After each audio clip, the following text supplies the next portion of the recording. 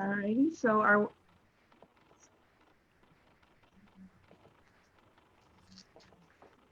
right, so we're live. All righty, so I just want to say good afternoon, everybody. Thank you so much for joining us. Thank you for joining us here in Zoom. Thank you to everyone who is watching on Facebook. We can't see you on Facebook Live, so if you have any comments or questions, please feel free to comment, post them. I promise you I will respond after this meeting. All righty.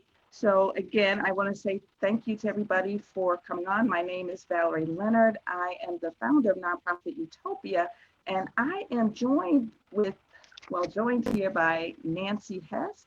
Nancy, you want to raise your hand? Nancy is the founder of N.J. Hess Associates in, Lansdale, Pennsylvania? I believe it's Lansdale, Pennsylvania.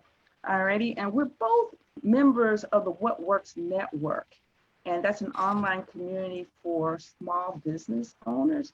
And we had a really interesting discussion about COVID-19 and the CARES Act and whether or not we as members should in fact be taking advantage of those funds, particularly the loans and the forgivable loans.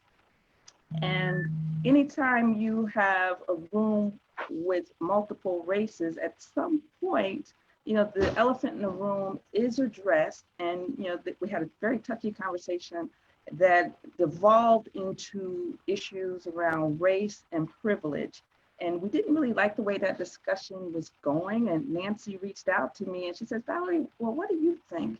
And before long, we weren't talking so much about what I thought or what she thought, but what are some things that we can do to facilitate discussion across various lines?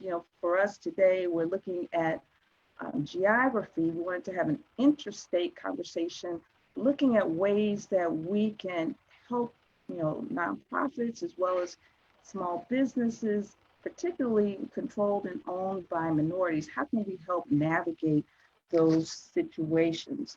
So this is the last of 4 conversations that we've had over the past couple of weeks.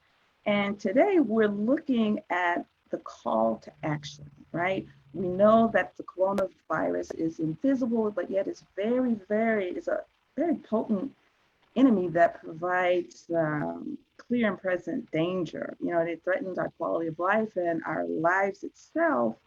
And the casualties are staggering, and sometimes it seems like there's no end in sight. We know we got to fight back, but how is it that we should fight back? So today we're going to be answering the call to arms, and our panelists are going to share some of the strategies that they're currently working on. And we realize that this is relatively new. Some programs are just rolling out, some are still in progress, but we thought it really, really important to have this conversation as people are fleshing out ideas and addressing the emergencies, and then also helping people to transition from now to post-COVID-19. So with that in mind, we have invited Otis Monroe, and these guests are from Illinois, and they're also in alphabetical order, and then I'll share from Pennsylvania. So from Illinois, we've got Otis Monroe. He's the president and CEO of the Monroe Foundation. We have the Honorable Toni Preckwinkle. She is the president of the Cook County Board here in Illinois. And we also have Sylvia Puente. She is the executive director for the Latino Policy Forum. And we have Eric Weinheimer. He's the president and CEO of Forefront. And from Pennsylvania, in addition to Nancy, we have the Honorable Dave Mattison. He is a city council member for the city of Harrisburg. So thank you all for joining us. So what we're going to do is hear from each of them individually. They'll come to us, in their own words, and we've asked them to let us know a little bit about who they are, about their organizations, the roles they play, and the work that they've done to date working on the COVID-19 pandemic. And we're going to do this in alphabetical order, but we'll start off with our guest from Pennsylvania first. So Dave Mattison, the member of City Council for the City of Harrisburg, Pennsylvania, we'll start with you. Okay, well, good afternoon, everyone. First, thank you for the opportunity to meet and learn from such a fantastic group of leaders. So I wear a few hats in the community. I'm a member of Harrisburg City Council, the chair of Community and Economic Development Committee, and I also serve as a labor liaison for the Harrisburg United Way. And our United Way a few years ago shifted to a new kind of model called collective impact. And I've adapted a lot of those philosophies in collective impact to my role on City Council. And so I'm looking forward to sharing some of the ideas and lessons I've learned from doing that in the COVID crisis. Do you want me to get into the details now of how I've applied it, or is that for a later segment? Okay, that's for a later segment. Mm-hmm. Okay, so right, we now have Otis Monroe. Okay. Sure. Well, good afternoon. Welcome to the village of Hillside in Cook County, Illinois. I'm Otis Monroe. I'm president and founder of the Monroe Foundation, and we are in our 30th year of community advocacy that focuses on mobilizing philanthropy in the state of Illinois to invest or fund or properly and adequately and sufficiently resource African-American-led not-for-profits that are often not on the radar of some of the other advocacy groups around this issue of equity in the distribution of philanthropic resources. Okay, awesome. All right, President Preckwinkle. Good afternoon. My name is Toni Preckwinkle. I'm president of Cook County, which is the second largest county in the country. Our principal responsibilities are healthcare and public safety, although in my tenure, we've added sort of a third leg of the stool, and that's economic development. So we've been impacted by the pandemic, both on the healthcare side, in terms of provision of care, on the criminal justice side, in terms of our efforts to reduce the jail population so that we can single cell people and reduce the congregate nature, inevitably congregate nature of jails, detention facilities. And of course, as we look toward recovery, our economic development focus has been critical. Okay, awesome, thank you. All right, Sylvia Puente.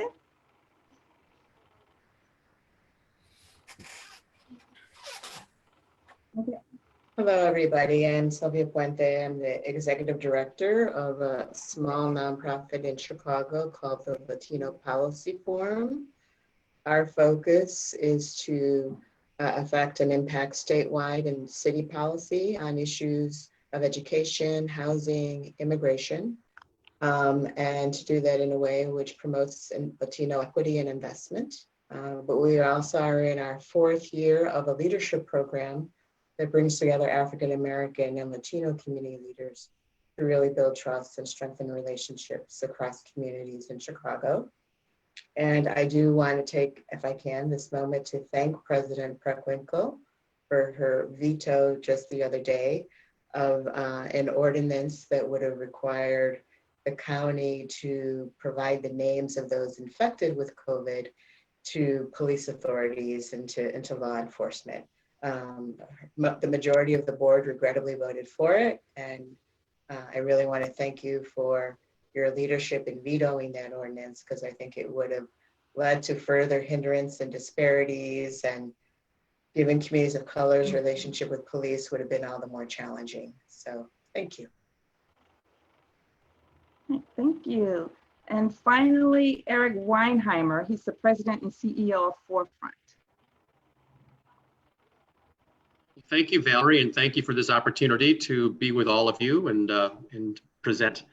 So I am the CEO of Forefront, as you mentioned, and Forefront is the membership association here in Illinois for foundations and nonprofits. We have 1,100 members, ranging from very large foundations to small nonprofits. And we're very proud of of our unique model. And it's a very unique model in that it brings together philanthropy and nonprofits under one membership association.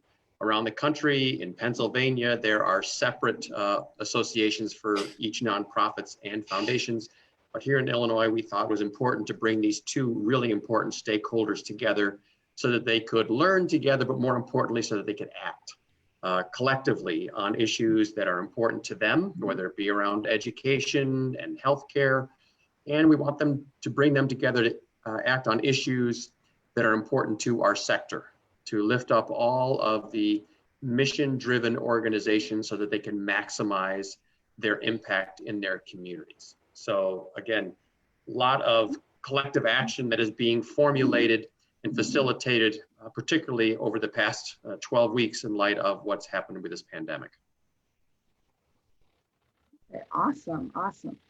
All righty. So again, thank each and every one of you, at least for coming here on such a short notice. I think we pulled this together within less than 3 weeks time, and some of you may have had maybe about a week or so notice. So thank you.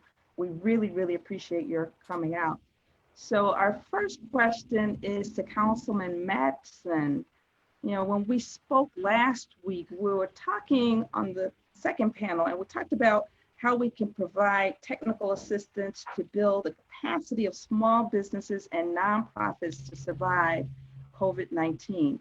And we had a number of themes that came about. That included things like connections, conversations, communication, consistencies, and collective impact. And for you, what does that really mean, especially in your role as a legislator and one who needs to convene various constituencies in order to bring about action? Yeah, no, thank you for the question.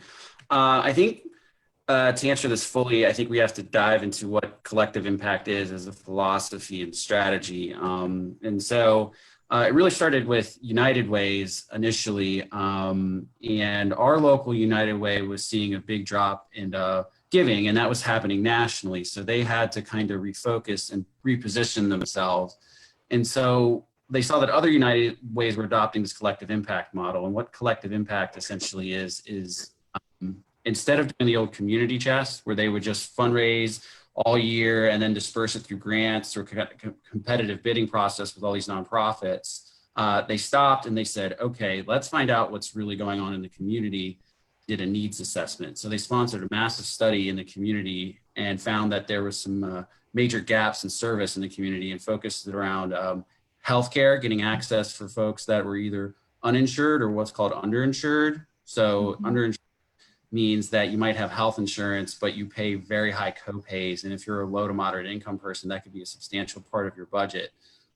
So navigating the healthcare system, early education, in certain sections of our community, there's still a gap in service for people to, for kids to get early education. And we know that if they can get early education, often they can get reading proficient by the 3rd grade and math proficient. If they're proficient by the 3rd grade, they're more likely to finish high school and move on towards the middle class. So that was something that was lacking in the community, and we worked on that. And then we had a workforce program. We have a lot of people that are either unemployed or underemployed.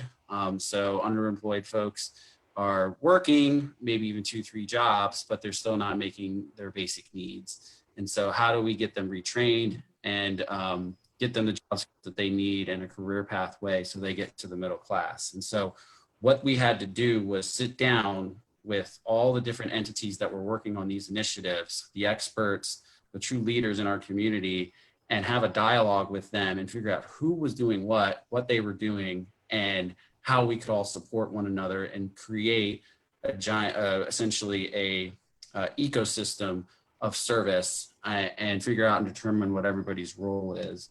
And while it was difficult to start, we are starting to see the fruits of our labor. And during the COVID crisis, we've been able to achieve some amazing things pretty quickly, coordinating together. So what I did is, while I was going through this training through United Way and understanding the philosophy of collective impact, I started applying it to my role in council. And so the best way I can describe the city of Harrisburg is it's a big town. It's a population of 50,000 people.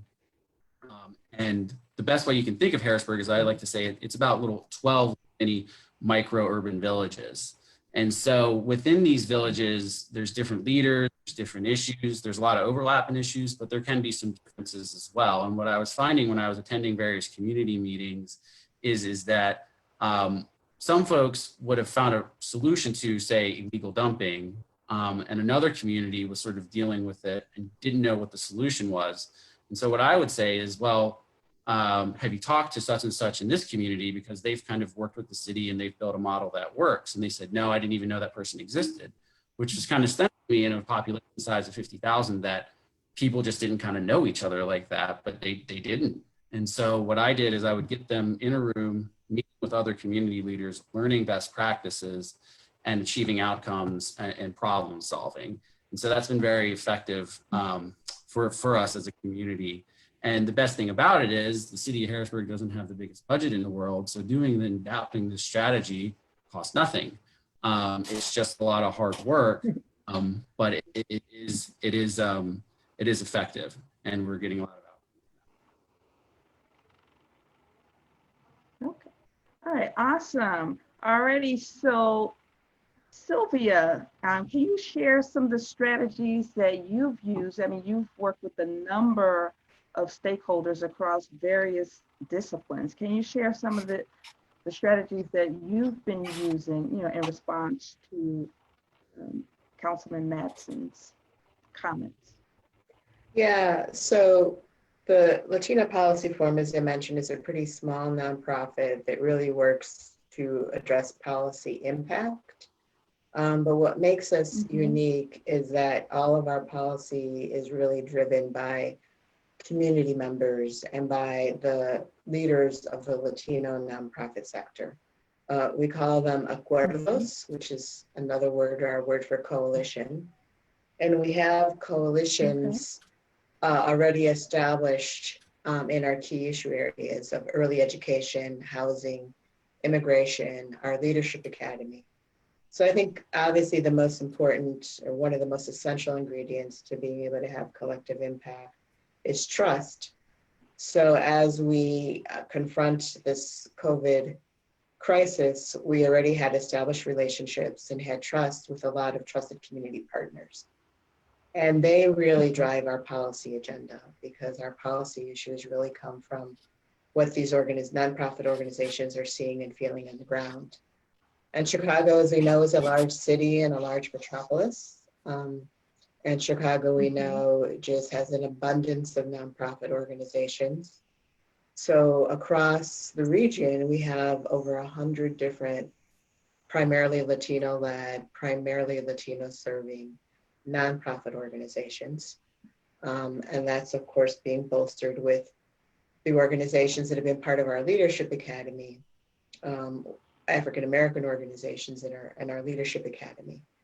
So because we had this trusted relationship, as we began to confront the COVID crisis, a lot of the established relationships were already in place, contrary to what Mr. Mattison was just saying, that a lot of folks didn't know each other.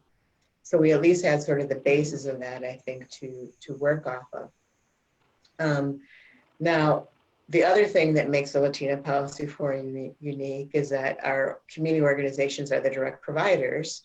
The added value of what the Latino Policy Forum brings is the forum part of our name, the ability to convene folks, but being able to do the policy analysis. And we always lead with the data and the measure of what equality or inequality is. So as we began to see what was transpiring around COVID, we went to, okay, what are the data, what are the numbers, and how do we access them? And regrettably, what we're seeing, and we know that COVID is impacting many organizations and many communities. So this is in no way intended to minimize the dramatic impact that we know COVID is happening, and especially we all know, I think, around the country, the number of deaths of African Americans due to COVID is just obviously a tragedy and unacceptable. But we began to notice that with the Latino community, we really see this as a growing public health crisis because right now, Latinos are, for every 100,000 Latinos in the state, 1,500 are infected with the virus, in contrast to 260 whites. So 6 times the rate what it is for whites. For African Americans, it's about 1,000 individuals infected for every 100,000 African Americans. So 4 times what it is the rate for whites. We did that analysis. We've also done the analysis. So now what do we do about it, right? So I could go on and on, but I'll just share 2 more things and then I'll stop.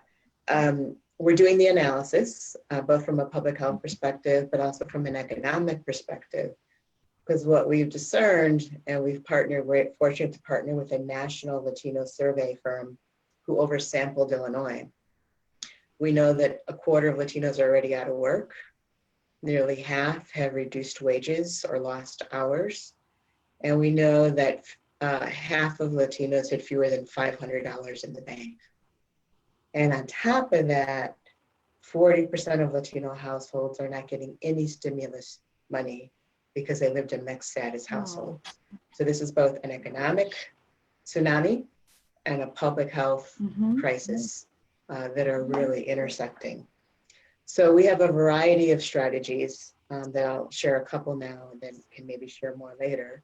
One is we have working with a group called a newly formed coalition called Latino Unidos, which a colleague has put together, and he had a lot of political experience and worked on a lot of political campaigns.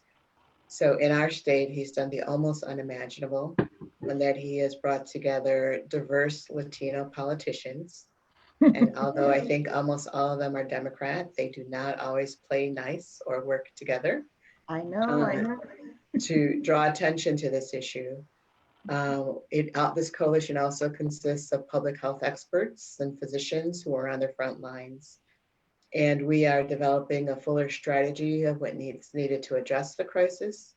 And then obviously engaging in meetings. We've had a meeting with President Preckwinkle came to one of our meetings as her chief of staff, following up with the state and following up with the city of Chicago to really try to determine the best ways to address this crisis, which at this point are more than testing. Testing was the first step, and we have stepped up testing. But when we look at just the public health impact of what we know the crisis is going to be, there's just a lot more work to be done. And we'll have a full strategy and full plan in place, which we will take to our community leaders, our philanthropic leaders, and our government leaders to determine how to best address and impact the crisis that's unfolding before us. Okay, awesome. So Eric, based on what you've heard from Dave and what you've heard from Sylvia, you want to share your perspectives of how foundations can get involved working with nonprofits and other community groups on the ground to address COVID-19? Well, a couple of things, and the good news is they are doing it now. I think that this crisis has really been a catalyst for a lot of the things that we've all been talking about in our sector around collective action, around providing more flexible funding for nonprofits, minimizing the reporting requirements, maybe extending the terms of some funding over multiple years. These are the kinds of things that nonprofits, no matter where they are, no matter the work that they're doing, that they have been wanting and seeking from the foundation community for many, many years. And I'm delighted to see that, particularly in this pandemic, the foundation community has responded. So I think that's one, is how do they be more responsive in their funding and more flexible in their funding? Also, how do they coordinate their funding more effectively? Here in Chicago, there is the COVID Response Fund. Over $30 million has been raised. This is a fund that's led by the United Way as well as the Chicago Community Trust. And it is just that. It is a response fund.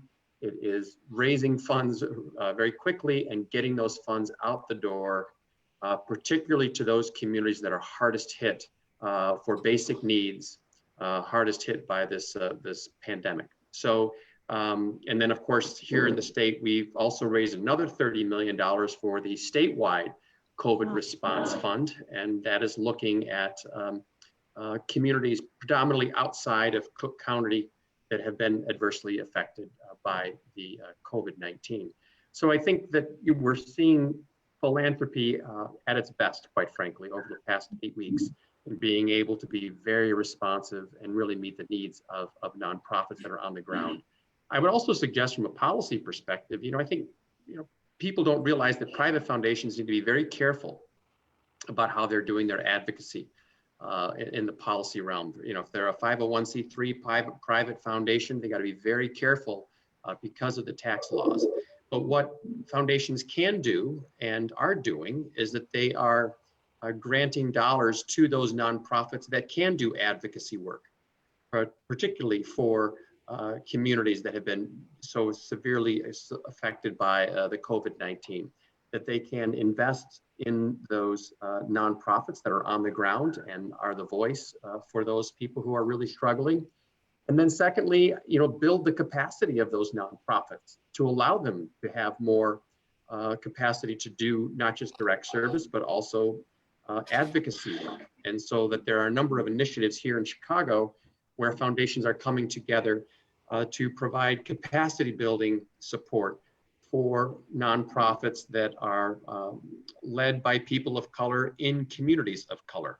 And there's a big initiative called AMPT that is just getting started that is targeting those nonprofits there. So there are a number of things that foundations can do. There are a number of things that foundations are doing. And so it's really, again, I think this really shines a light on the critical value of philanthropy in our society. And it's really shining a light on how they're being so responsive and having an impact. That's awesome. I don't know, before I go to President Preckwinkle, it just reminds me of the conversation you and I had, about 3 or 4 years ago when I launched my podcast, when you were first kind of really in the throes of all of this work, organizing the foundations to actually do funding for general operations. And that seems to have really paid off now. You were sowing the seeds then. All righty, so President Preckwinkle, Cook County has just released a new plan. It's the COVID-19 response plan, and you highlighted rapid response and equitable recovery. The plan is holistic and seems to be in alignment with the state's Restore, Revitalize, and Renew program, among others at the state and county levels.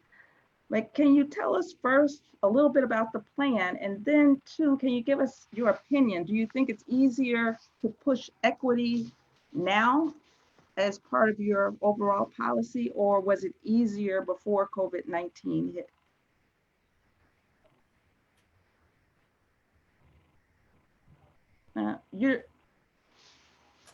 Your mic is muted. There, can you hear me now, Valerie? Yes, ma'am. All right, good, thank you. Mhm. So, several years ago, we began looking at our work and trying to decide what made sense. We put together a strategic plan, which we published in October of 2018. And as a result of that work, and it involved our staff, it involved input from our residents, and we decided that what we needed to do really going forward was to have an equity lens in the work that we do. So we published a policy roadmap in October of 2018, and we looked for ways for government to advance equity through its policy and practice. So earlier this month, we released a Cook County COVID-19 response plan, from rapid response to equitable recovery. So we've focused not just in our 5-year plan in 2018 on equity, but also in our response to the pandemic. Okay. And we're seeing, one of the things that this pandemic has done is strip bare the glaring inequities in our country and the ways in which, in normal times, Black and Brown communities struggle with disinvestment and access to healthcare, food insecurity, lack of economic opportunity, language barriers, and other forms of inequity. And those inequities are exacerbated by a public health crisis like COVID-19. So we've prioritized accessibility during the crisis, ensuring communication announcements are published in several different languages, mainly Spanish and Polish. We have about 1 million Spanish speakers in Cook County out of our population of 5.2 million, and 100,000 Polish speakers and 60,000 Chinese speakers. Wow. So our communications are routinely translated into Spanish, Polish, and Chinese. We've made webinars and documents for the Technical Assistance Network to access the federal government Small Business Administration Paycheck Protection Program, available in Spanish, Hindi, and Chinese. We've published our economic relief packages in Spanish and Polish. So we have a hotline. Our Department of Public Health has a hotline and email inbox with bilingual staff that provides information in Spanish and other major languages with real-time translation. Our website maps dashboards, including our social vulnerability index, which highlights those communities that have been most heavily impacted by racial inequity. And the medical examiner's COVID-19 dashboard, which tells us where our COVID-19 patients are in both Spanish and English. So accessibility and equity also mean listening to what communities need and tailoring our response. So our Justice Advisory Council, which focuses on public safety issues, and the Bureau of Economic Development have sent out surveys to our grantees, to our delegate agencies, which include many community service providers, so we can hear from our sources in the community about what residents and businesses need from Cook County in this very difficult time. So we've put a real emphasis on trying to be sure that we communicate in the languages of our residents and trying to be responsive to their concerns through kinds of communication that we don't normally, frankly, engage in. As I said, lots of webinars, town hall meetings, virtual town hall meetings, and a variety of other sort of connections to be sure that every part of the county has access to the information we have about recovery and how to meet the challenges of the day. Awesome, awesome. So Eric, one way we find to organize a community response is to make sure that you keep your finger on the pulse of your constituents. And I think you've done an awesome job as president of Forefront. You recently conducted a survey of nonprofit organizations across the state of Illinois. You wanted to better understand how they were impacted by COVID-19. And I believe that survey kind of got the ball rolling for a number of the other bullet points you may have addressed in the first question. But can you also share with us a little bit more detail about how the survey results were used and how they're being used currently to help folks address COVID-19 in their communities? Well, we were really glad by the response from the nonprofits. We had over 1,400 nonprofits from around the state respond to the survey. And what was striking for all of us is, quite frankly, there were no surprises in the sense the things that nonprofits have been talking about for a long time, they were what they need now more than ever. And I think if there is a silver lining from this, this horrible tragedy, this terrible pandemic, the key is, can the changes that foundations and nonprofits have implemented in response to the COVID, can they continue beyond this pandemic so that it becomes just a normal way of operating? And so the survey came back and the nonprofits were saying that, we want to be in true partnership and dialogue with foundations about what funding can look like, should look like for them to do their work. We need more general operating funding, as I mentioned. We need reporting that is more appropriate, that is not overly burdensome. We need metrics that make sense, not just make sense to the foundations, but make sense to the nonprofits in the communities that are being served. What's important to them? What does success look like to them? And so these are themes, Valerie, you and I have had conversations about it. These are themes that we've heard over and over again. And I think there is an opportunity for us to normalize these new practices in the midst of COVID-19, to normalize these practices, be able to give nonprofits, particularly in communities that have been too often overlooked, to give them those resources and that capacity and that support to be really responsive to their constituents and to really maximize their impact. Okay, great, great. Okay, Councilman Mattison, you want to share some of your perspectives based on your experiences? Yeah, absolutely. So the way COVID is going to post this is going to be interesting to follow. I think the trend is, while I think some positive things are happening, some long needed conversations are happening, I think some problems that were overlying in the community are now going to get exacerbated. And so it's a big lift for us in the nonprofit community, local municipalities, to figure out. So a number of us already are going to be facing significant financial challenges. And in the city, we have a lot of working families who are essential workers who are going to need childcare.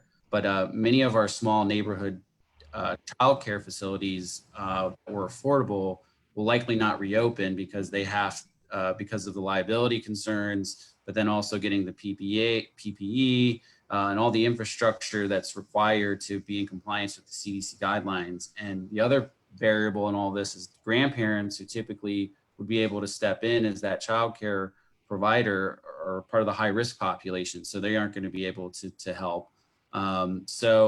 And prior to this, childcare in our area was a big barrier to employment, particularly affordable childcare. It can run as high as $1,000 a month in our community. And so if you're making less than $20 an hour, that's largely unaffordable. So what is the cost of childcare going to be post this if there's less, the demand's not going anywhere, but if the supply is less, what does that do to the price? And how is that going to keep people from re-entering the workforce? Our small businesses are going to need time to adapt to the new normal and adapt those best practices in PPE. And that's going to require, state and federal governments are going to have to provide some kind of funding for the equipment and expertise and knowledge on how to best utilize it. And, and from the city's perspective, what we're trying to do is maximize our care dollars as much as possible by focusing on the basic needs, food, water, shelter. We also do have some monies that we're getting to subsidize childcare for low income essential workers. And we've also been providing grants to small businesses as well. But these are largely Band-Aids, so they're not going to fix the problem. So we continue in conversation, but I think, we're going to continue to have to rely on state and federal resources. Okay, and before we go further, I was remiss. I didn't give Otis and Sylvia a chance to respond to President Preckwinkle's her overview of the program.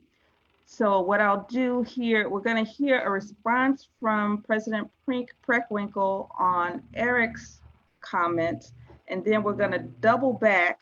We're going to hear from Otis and Sylvia on Madam President Preckwinkle's presentation, and then we'll pick it up and hear it from Sylvia. I got a question for Sylvia, so I do apologize for pulling us off track. So, Madam Preckwinkle. Okay. Sure. Can you hear me, Valerie? Yes, ma'am. You're going to respond to Eric Weinheimer's. I tell you what, why don't we just have the respondents to what I said? That's fine.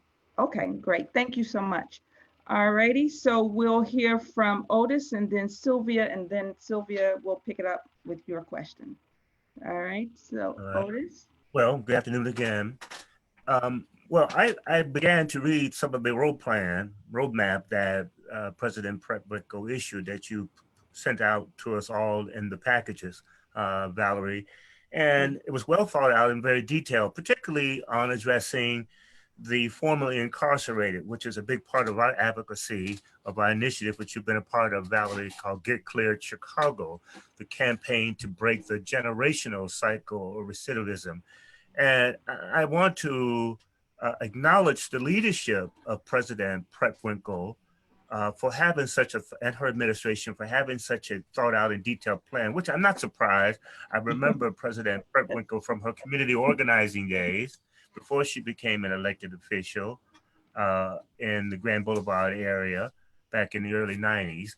So I also think that Cook County, through President Preckwinkle's leadership, continues to demonstrate a hands-on, on-the-ground approach to mapping out what a response to the COVID-19 matter is and the uncovering of the disparities that exist, but not just as continue to use that as a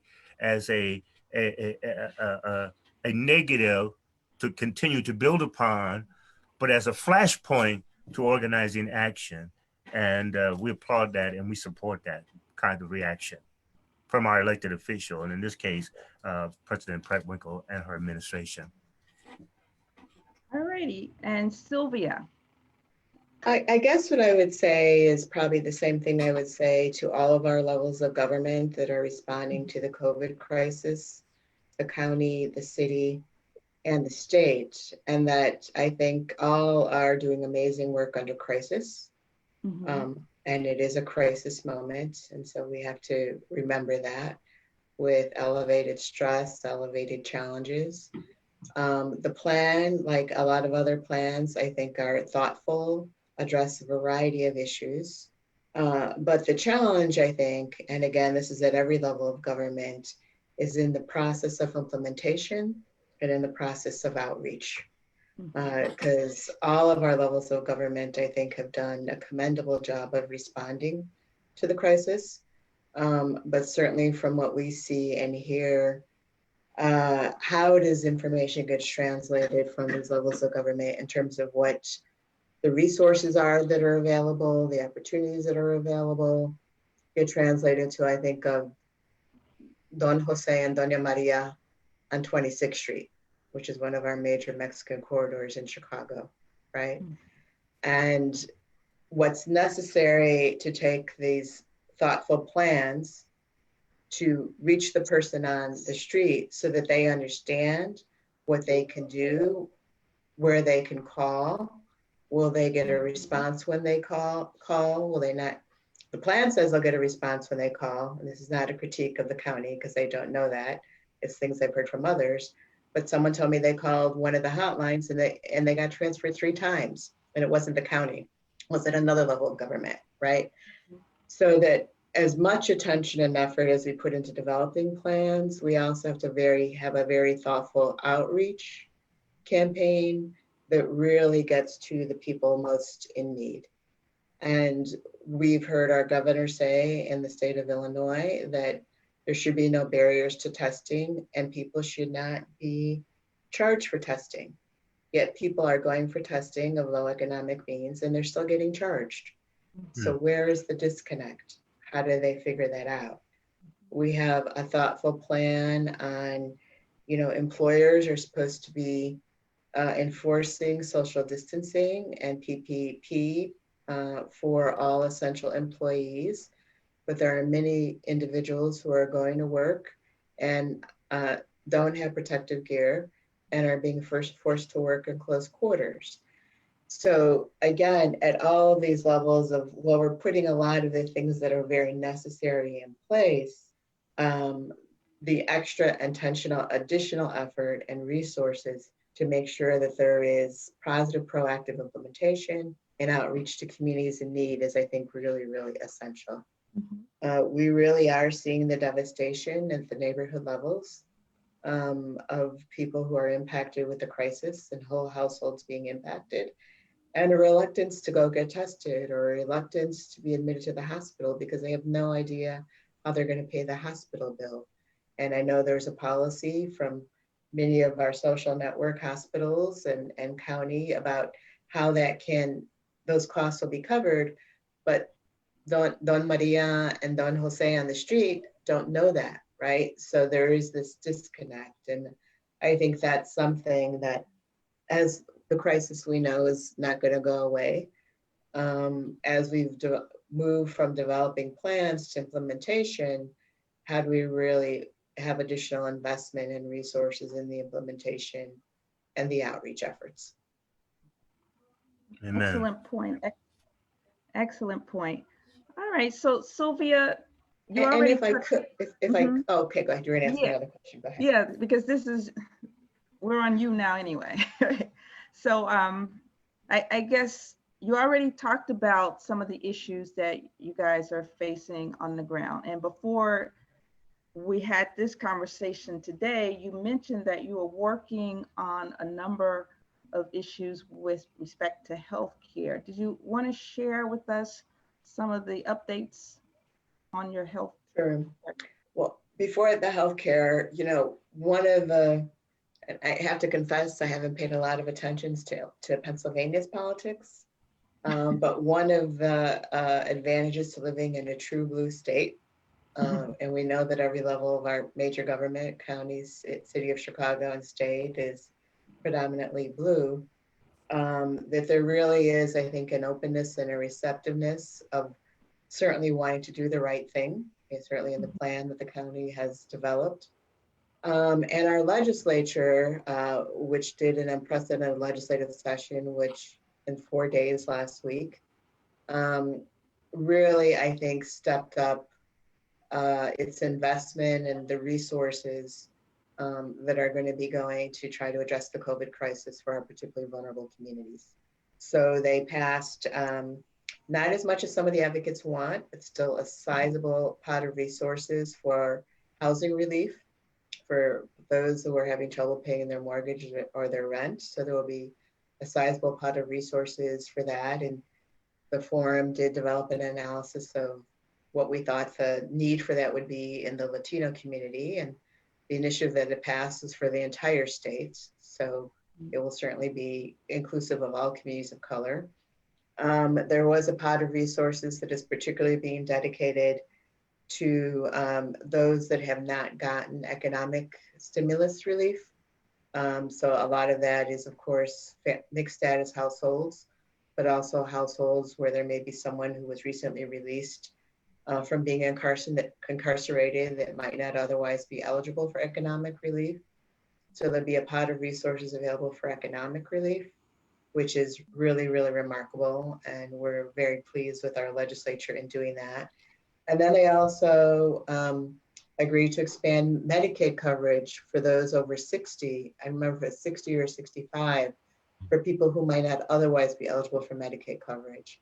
And of course, that's going to help with the health bills of anyone over 60 in the state who might not otherwise have Medicaid coverage. And a good number of the recipients there will be individuals who may be undocumented. So those are all pretty amazing things, I think, for our legislature to have passed. And then on the health side, I mean, both the county and the city of Chicago and the state are all moving forward with contract tracing programs in terms of how do we try to stem the tide. And we have or will have conversations, the coalition that I mentioned of healthcare professionals and others will have conversations, and how do we make sure that contract tracing has both representation and outreach to a lot of vulnerable communities. And then one of the things that I'd say a challenge and a lesson learned is it really has been. I'm going to be careful how I say this, but our coalition effort has issued a number of press releases on the impact of the crisis on the Latino community. And once we do that, there's been responsiveness from the media. But I think the media is just starting to catch up with the impact of the crisis on the Latino community. And there hasn't been a lot of dedicated attention to it other than that which we generate. That's a good thing and a bad thing. And that I think there hasn't been as much continued monitoring of the crisis and how it's impacting the Latino community. So we're generating our own press release with the data and the numbers and the analysis, and hopefully that will bring some attention to the issue. But really the bottom line and the challenge and the struggle that I mentioned for all levels of government is true for this coalition of 80, 90 individuals and organizations who all have deep roots in the Latino community, is really how do we even ensure for ourselves that the people most in need have the resources, the information, the knowledge, so that they're not afraid to come and get testing, that they're not afraid, given this immigration climate, that if they go to the hospital that, you know, INS will be called, right? How do we really have a coordinated outreach and media campaign to make sure that those in need across all corners of the state have an understanding of the resources that are available? And one of the things that we've been talking about is can there be a dedicated hotline for people to troubleshoot and try to get answers to their question? Because as I mentioned, even as people go to get tested, it's supposed to be free, but then they still get a bill. Or the testing might be free, but they get in an ambulance because they're, you know, very, very sick, and then they get an ambulance bill, right? How do we really make sure that people understand that there are options and opportunities for some of that fiscal relief, especially those that are most vulnerable and of low economic means? Okay, awesome, awesome. Eric, did you have any comments?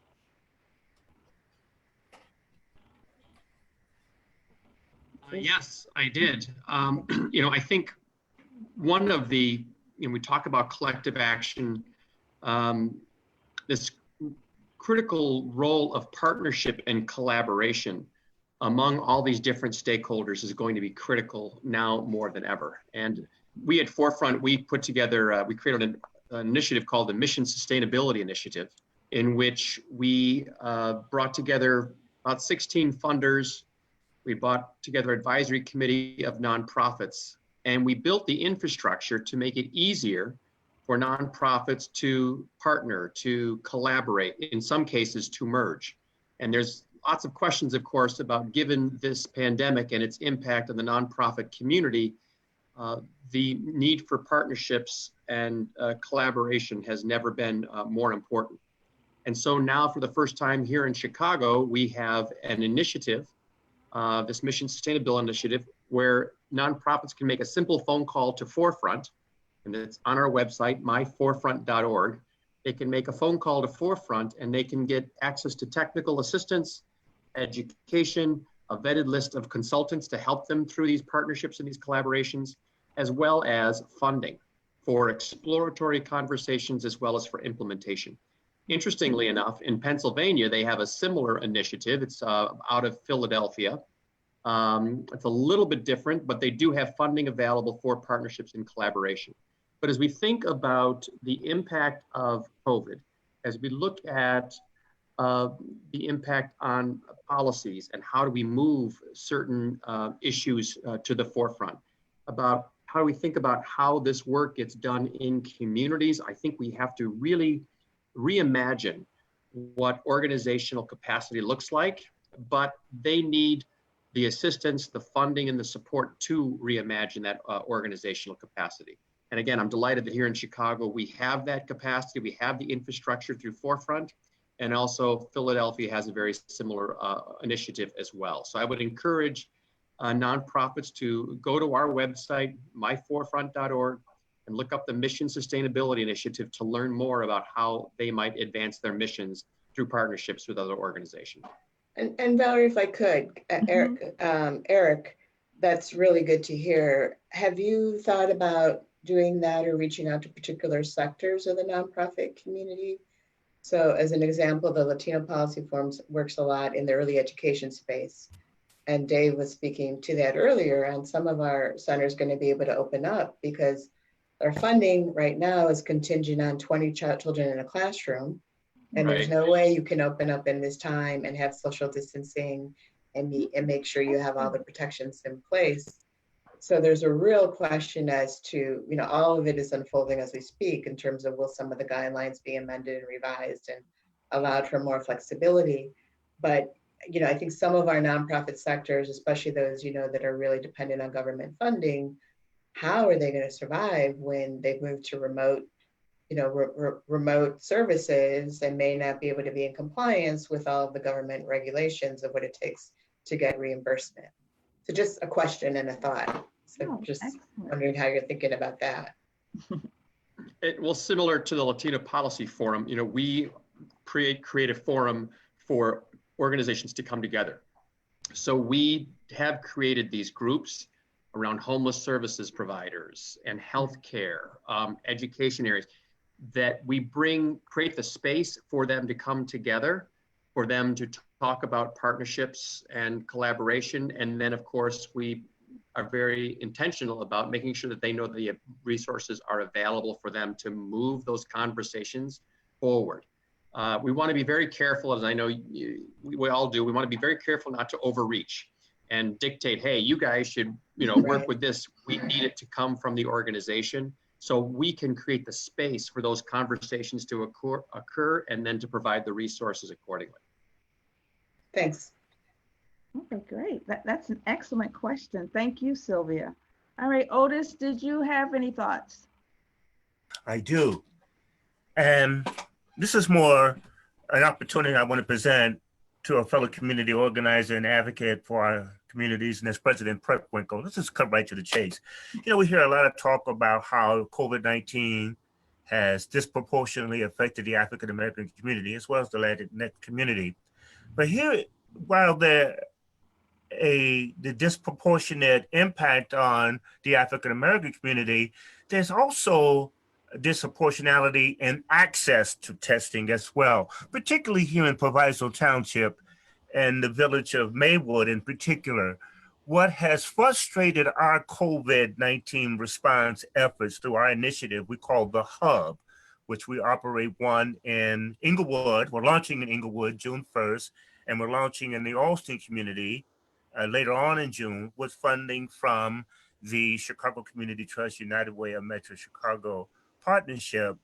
But as we participate in the Cook County 2020 census outreach, particularly in West Cook County, in the villages of Maywood, Hillside, and Bellwood, many are asking us, why should I bother to participate when I don't know where I can go and get free testing and free health care if I am found to be tested positive for healthcare? So you got a lot of elected officials and members of the Cook County Board of Commissioners. Everybody's having these virtual town halls and conferences. I'm flooded with emails from a lot of elected officials about the disproportionality of how it's impacting, but nobody's talking about, as Nancy was putting forth, where to go and get the free help. I am only aware of one nonprofit organization that's got it right, and that's the Howard Brown Health Clinic in Chicago. They launched a mobile COVID-19 van that goes out into the very hard-hit communities in Chicago now. I think they're over in the 4th Ward today with Alderman Dow doing testing. We need to ramp up more of that kind of initiative. So President Preckwinkle, I appeal to you, dear sister and dear leader, we got to look at how to go beyond every site in Cook County is a drive-up site. Most of the people that we're interacting with as we mobilize for the Cook County 2020 census don't have a car. However, they can bike there, they can bike to a site, they can take the bus to the site, and will even walk to a site. But we got to have access. We can't be speaking in double tongues and giving double messages and talk about, oh, how disproportionate this and that is, but we're never talking enough about, and I have a solution for you. And I have an access point for you. And as Nancy said, and I have an 800 number, 1-800-GET-TESTED Cook County. Or go to www.cookcountytestingsites, that's free.org, and find out where to go in your municipality to get testing that you can walk up, you can go, whether you know you are symptomatic or not, you can go and get tested. Test. And now let's just have the real conversation. We got an access problem in points of Cook County. And we All need right, to let me respond, Mr. Monroe. Yes, ma'am. So Yes, first of ma'am. all, let me suggest that if you're looking for information about COVID-19, either your own symptoms or testing sites or whatever, you can call us. The Cook County Department of Public Health is 708-633-3319. 708 Ask for whom, Madam President? Ask for whom? Because I don't want to run around. And ask for whom? I need a specific. You're an organizer. I'm an Mr. organizer. Monroe, why don't you give me a chance to ma'am. respond to the issue that you raised? Yes, ma'am. Thank you. I'm grateful. So No, 708 sorry, Madam 633 Sandy on the line. just a second, 3319. Okay, that's the number that you can call if you believe you have symptoms, if you're looking for information about the impact of the COVID-19 pandemic. And let me just say, the Cook County Department of Public Health for 180 years, and the Cook County Health and Hospital System for 180 years, has served every resident of the county, regardless of their race or their sexual orientation or their documentation status or their ability to pay. We serve everyone who comes to our doors. Yes, you do. Thank you. And anyone who is looking for an opportunity to be tested at one of our sites can call that number 708-633-3319 and get information.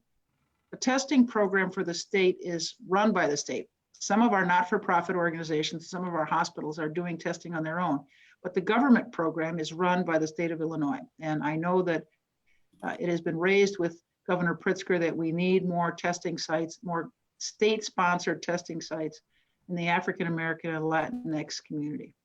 But at the moment, as I said, the testing is run by the state. So Okay. you need to direct your concerns to the state. In terms of provision of care, Cook County Health and Hospital System, as I said, for 180 years has served whoever comes to the door. So, I think it's important for us to understand that the service we provide is direct service. That is, we care for people, both in our outpatient clinics and in our hospitals.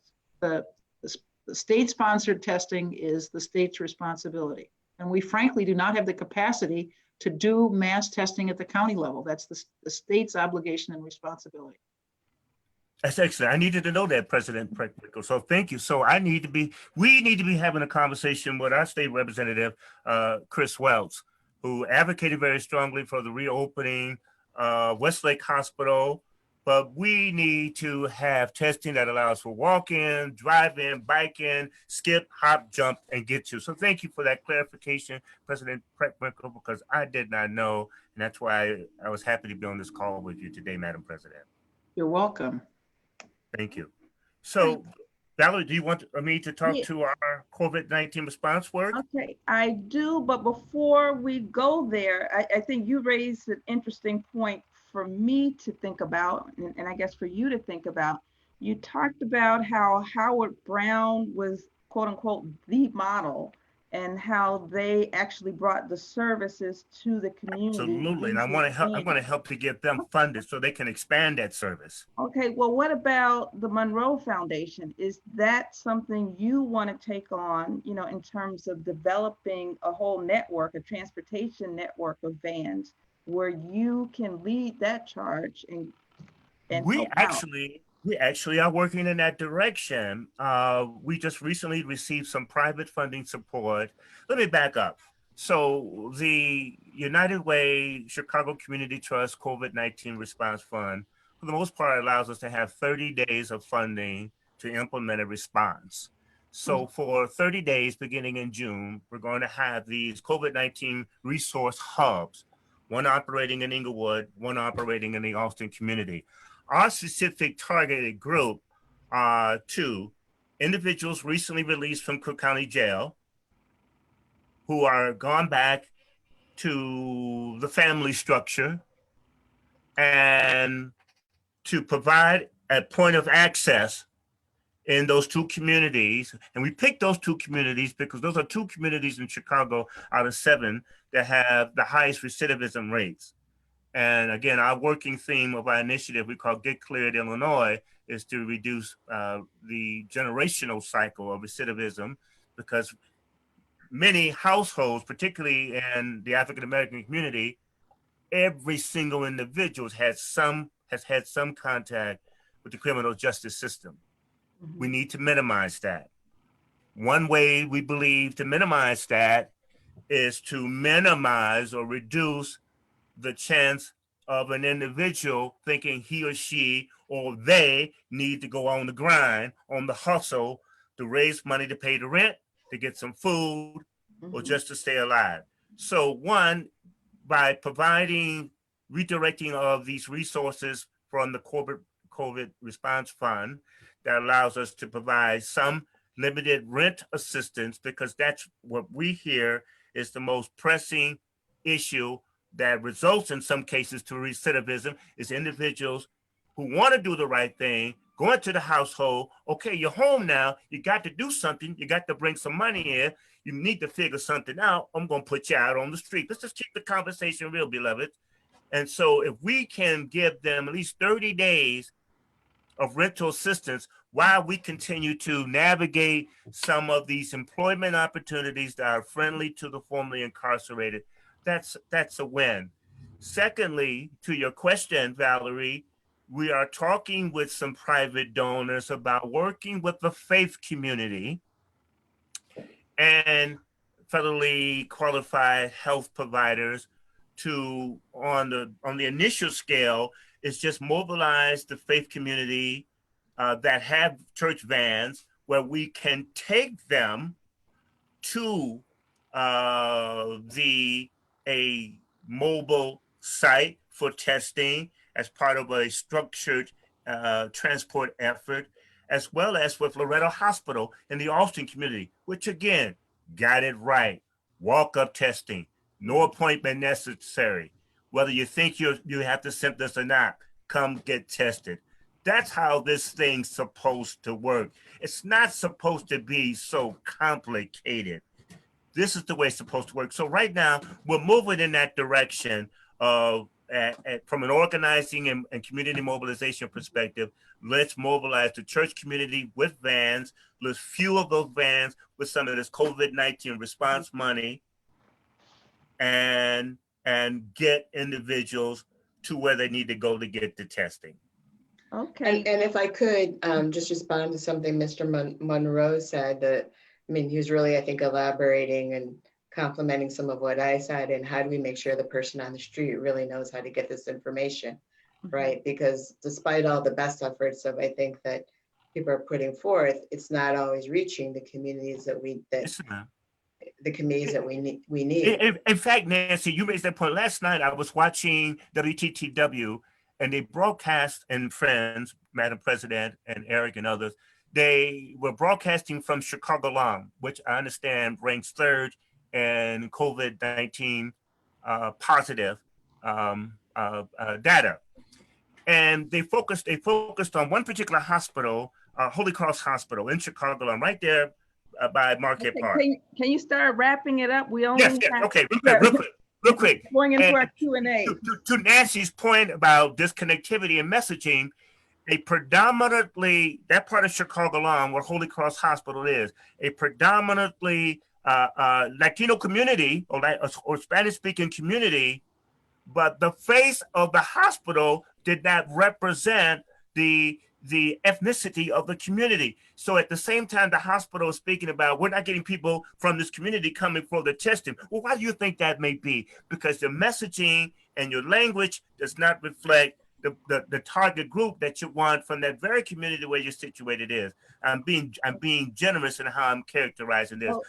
But we're all there is, to your point, there is an overall need for capacity, because we've been talking to a lot of in terms of our strategies, we've been talking to a lot of those federally qualified health centers, and they almost all say we can test more people, but we don't have enough tests, right?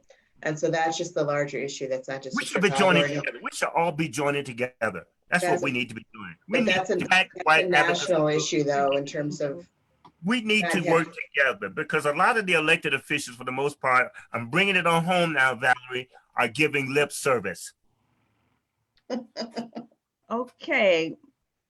I didn't hear you saying anything about working with Cook County to help you do the outreach, Otis. So. Well, I tell you, we haven't. I'm going to be very honest, but I'm a minister. Yeah, I heard you talk about the FQHCs. I heard Loretto, but I didn't hear you say that you reached out. Because it's non-existent, and I tell you why. Okay. I tell you why. We're not. It's frustrating to try and get elected officials, some, to think outside of the safety zone. I'm only going to go as far as holding the virtual town hall. Now, if you're asking, is that really the elected official, or is it the administration within the hospital? You know, I'm just trying to hear how you're working with folks.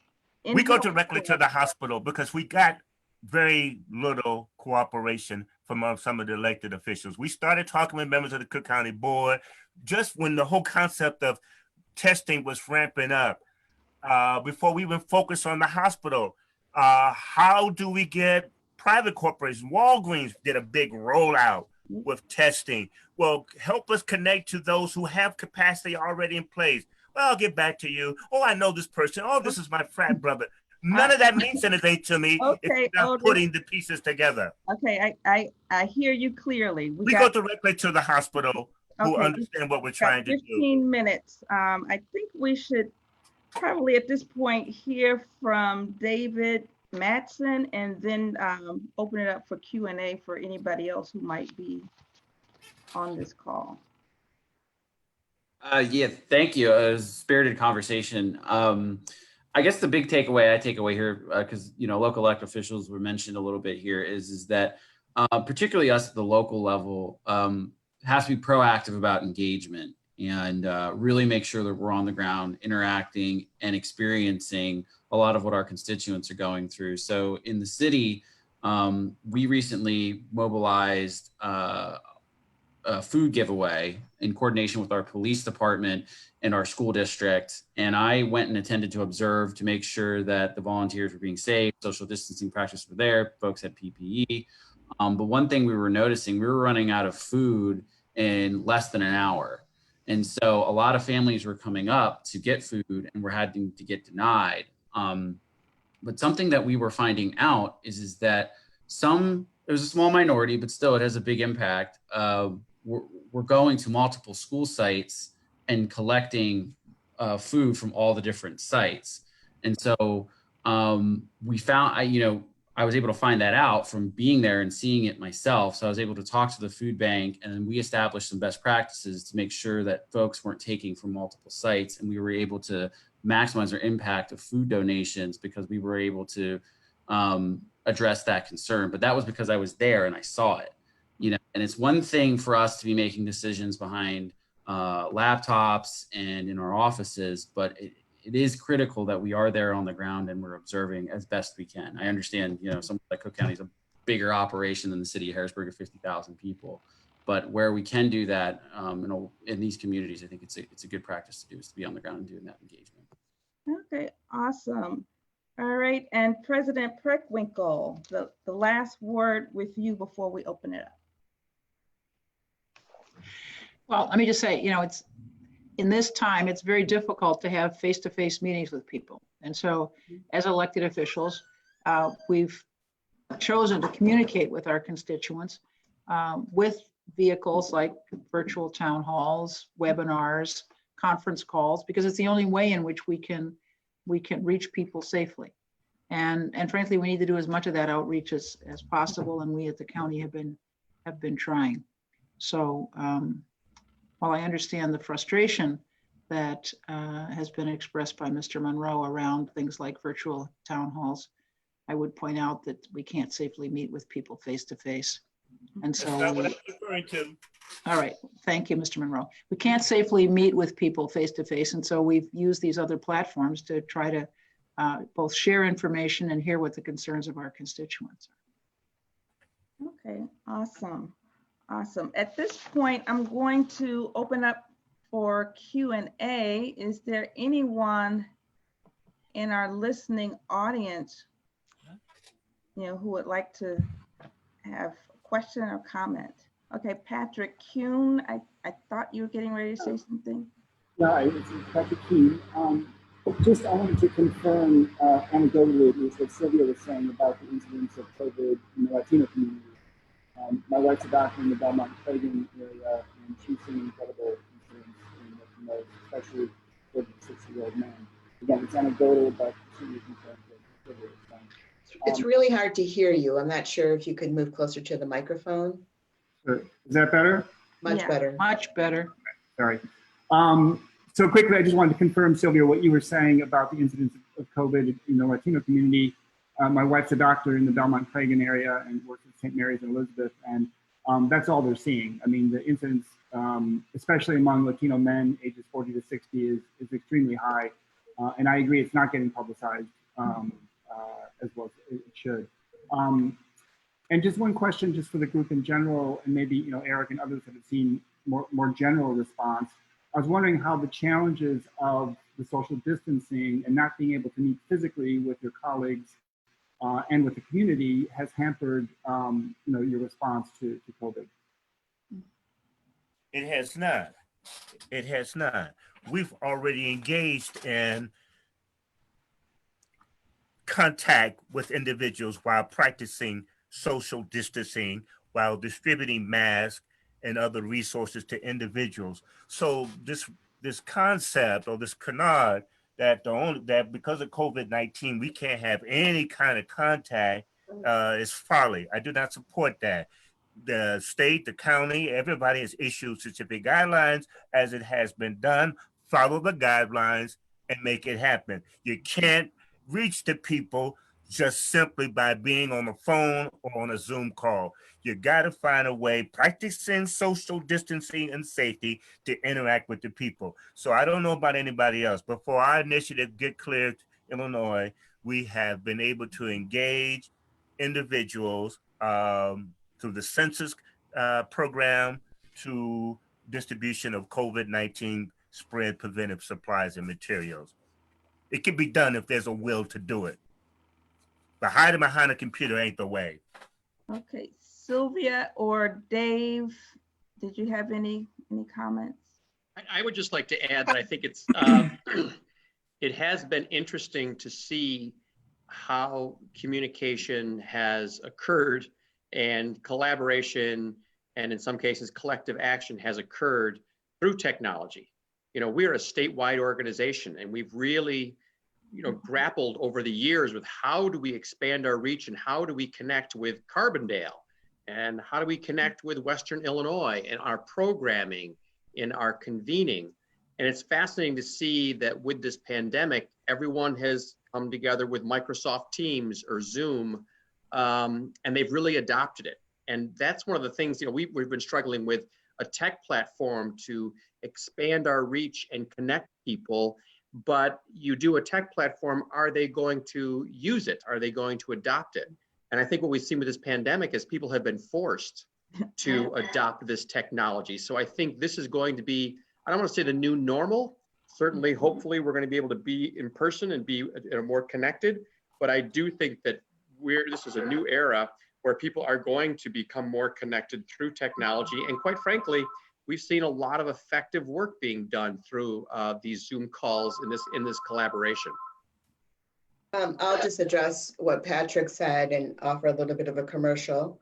IllinoisUnidos.com is putting out a press release literally as we speak that highlights a lot of the data and the information that I was speaking of today about the prevalence of the crisis in the Latino community. And then we have a lot of data tables on our website that just give the additional layers of that. And the Belmont Covin community, if it's not number one, it's number 2 or 3 in the number of cases in the state of Illinois. So all that information will be at IllinoisUnidos.com today. Okay, awesome, awesome. Valerie? Valerie? Yeah. Oh, sorry. I was gonna say, unfortunately, I have a fire I need to put out. I have a financial literacy training and I had unexpected hiccups. I will have to leave a little early. I do apologize. I was looking forward to interacting with more questions, but I just want to thank the panel. You guys were a fantastic group to listen from, and let's keep the conversation going. And thank you for all your hard work in the community. Good to meet you Thank you so much. Valerie, if I can interject just for a moment, and I know I am not a panel, but my name is Sandy Lewis. I am the Director of External Affairs for President Preckwinkle's office. And I wanted to speak to Mr. Monroe's comment, and also Eric and Sylvia. You know, these last 3 months have been, difficult, I think, for everyone. And we definitely have moved into the 21st century when it comes to technology. And we are reaching more and more people virtually than we have ever had before. And to Eric's point, yes, COVID-19 has forced us to do something that we would not normally do, and that is to get into this virtual age. So just as we're sitting here now with this panel discussing things, Otis Monroe, it's a way of reaching, I think, beyond just a face-to-face conversation. Those are nice, but this has definitely taught us to go beyond our reach.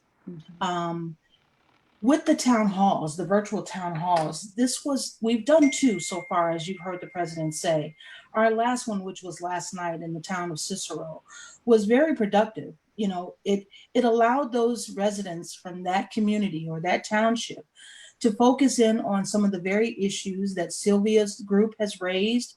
And that is the identification of the Latinx community being misidentified when they have been tested. And then to also speak to, we had so much information to share, is that we, even though it was an hour and a half, we thought that hour and a half was still maybe not enough time, because we know that we are hitting those hard to count areas. We're hitting those hard areas that have been hit by COVID-19, and there's a lot of information to be shared. So there were all kinds of testing sites that was posted last night.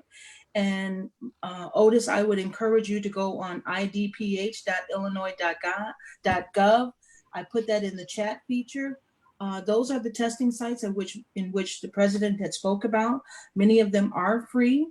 Many of them are operating from 9 until 12 or 9 until 3.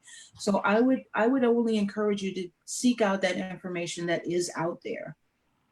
So again, I would love to call you, Sandy. I remember you well from the West Side Ministers Coalition and our dear late friend, Pastor Lewis, Dr. Lewis Flowers. I would call you directly and coordinate something, bring people there, because I don't have a tolerance for dealing with bureaucracy and calling an 800 number. And just for clarification, the virtual town halls, I get that. In fact, that's good for folks like you and I. But the folks on the street that we need to bring, that we need to advocate to and bring and encourage to get tested, to get services, they're not going to sit down on a Zoom call. That's what I'm referencing to. Well, but for those of us type, sure, we can Zoom all day long. I'm talking about the people on the street, depressed, angry, lost a job, fed up. Most of those I know in Inglewood and Austin that we've been interacting with, just trying to get them to take the census. Many of them, we had to sit there with our handheld phones and devices just to walk them through the process. So that's what I'm talking about. The people, bringing it to the people. The ones that ain't going to pick up a Zoom, ain't going to log into anything because they don't believe anymore. Well, I think they have. I just want to thank Sandy Lewis for joining us. This is Toni Preckwinkle speaking. I'm sorry, I have another commitment at 1:30 and I need to sign off. But I'm very grateful, Valerie, for the invitation to join this conversation, and thank all the participants as well. Thank you. And thank you so much for sharing. We realized that you had to really rearrange some things to be here in the first place, and we really appreciate your making the time to be with us and taking questions. All right, you take care. All righty, are there other questions or comments? I see Hannah and I see Laura. We've not heard from you. Did you have any questions or comments?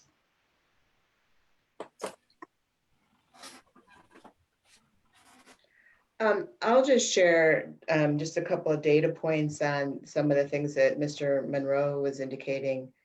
In the Latino community, we know that 20% of households only have their phone in terms of internet access, right? Mm-hmm. So the ability to participate and get information is really, really limited. Mm-hmm. Then we see the escalating cost of internet and the digital overall digital divide, right? That many households, I think it was only about half of households actually even had a computer in their home, right? So they're really, we know this, right? There's a digital divide in communities of color.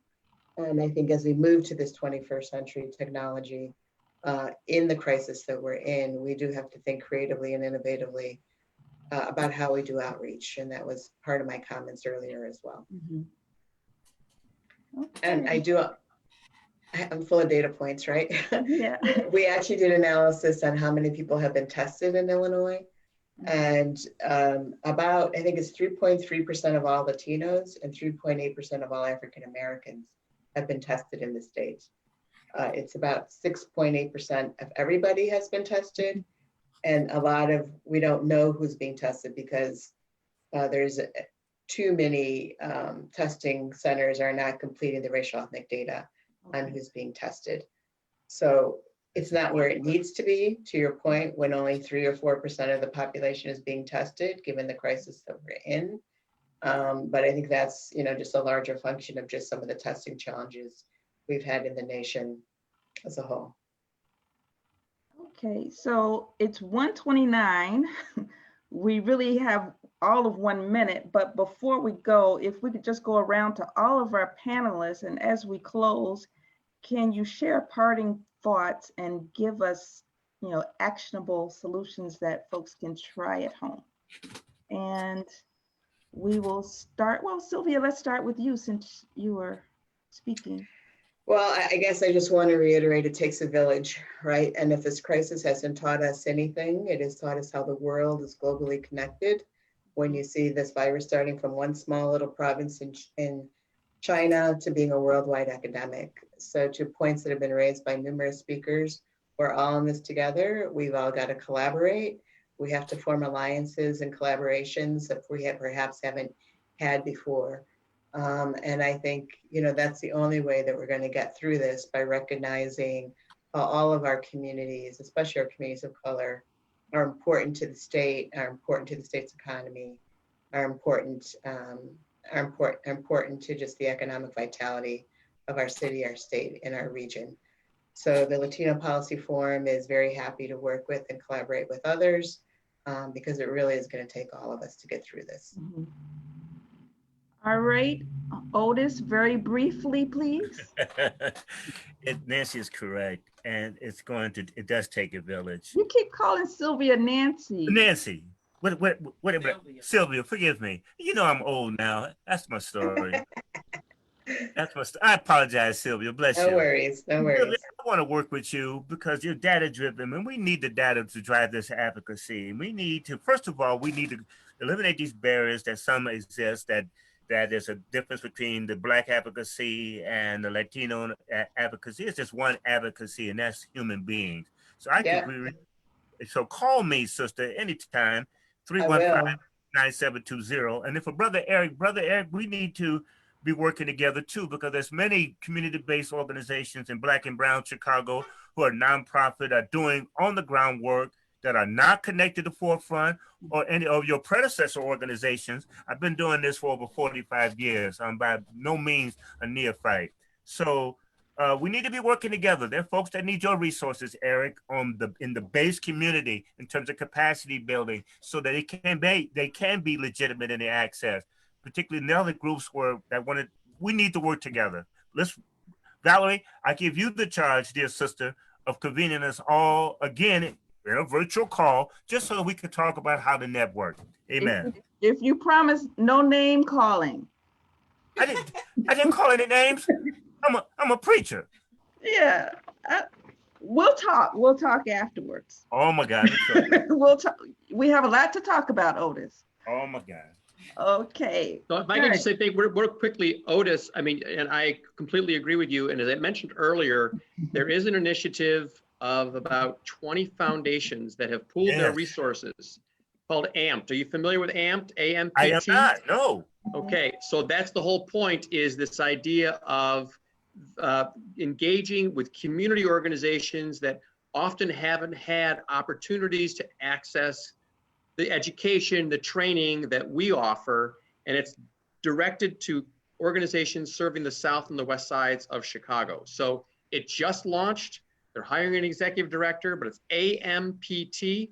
And all the major funders here in Chicago are investing in this. And it's the idea of building spaces in these regions of the city to provide capacity building in those locations. Excellent. Thank you. So stay tuned for more information about that. Thank you. And I'm going to reach out to Mr. Monroe about our Leadership Academy and would love to get some of the organizations that you're working involved with connected to that. Please do, Sylvia. All right, awesome. And then Sandra, before we go, did you have anything you wanted to share on behalf of Cook County? Valerie, I just wanted to thank everybody for inviting the president to be on. And I just put all my information in the chat feature.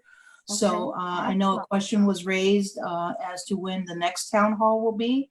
And we are looking at the week of June 8th. We will be targeting the Maywood area. That's going to be Commissioner Brandon Johnson and also Commissioner Dennis Deere. They will be co-hosting with President Preckwinkle. Okay. And we promise to provide a lot of information I think that is very much needed. Okay, awesome. So thank you all. All righty. You said something, Sandra, to my point. Well, what was that, Otis? I said, wouldn't have known about that until you said something, because they certainly haven't put anything out. Well, we're still just in, I think, the confirming stages, but they have been very, very resourceful and very much needed in all of the communities, especially when we were talking about the disparity issue and looking at it through a equitable lens. As you've heard the president say, this has been her goal throughout her tenure as president, of making sure that the county is seen through an equitable lens. Her policy roadmap speaks to that issue. So we're making sure that we are targeting not just the hard hit areas. We have done the Southland, in which the African American community was just like the Latinx community. People were dying at a very high rate. So we needed to get that information out there. Dr. Rachel Rubin and also Dr. Kiran Joshi from our Cook County Health Department did an excellent job at providing the information. Not just, I think so many times we tune into these press conferences, and no disrespect to our leaders, but we hear about the case number, and then we hear about the death toll, but there are actual positive things coming out of COVID-19. We do have survivors, and while we have to pause and think about those that have lost their lives to COVID, there is life at the end of this tunnel. And, and I think Sylvia said it best, we will get through this together, and the more we work together, the more we listen to each other and learn from each other, I think the better off we'll be. Okay, awesome. All righty. And for us, the next steps, Nancy and I are going to be looking at the results of all 4 meetings, and we will be sharing notes. We'll also be sharing the videos and some tools that people can use so they can try this at home. So without further ado, I just want to say thank you again to everybody. And I really, really appreciate, Nancy, but before we go, did you want to share comments? Nancy has. I think it's been said by the others. We have to be in this together, and it's just been a really lively and full conversation. I appreciate everyone's insights. I've learned a lot. So thank you, Valerie. All right. Well, thank you. Valerie, you'll send us the links so we can post this, the recording and all. So we'll be happy to do that. Oh, awesome. Thank you.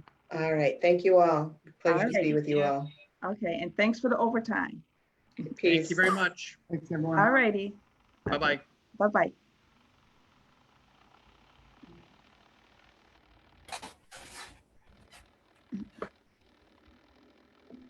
Nancy, did you want to stay on? Are you still recording? You want to turn your recording off? Yeah, just a moment.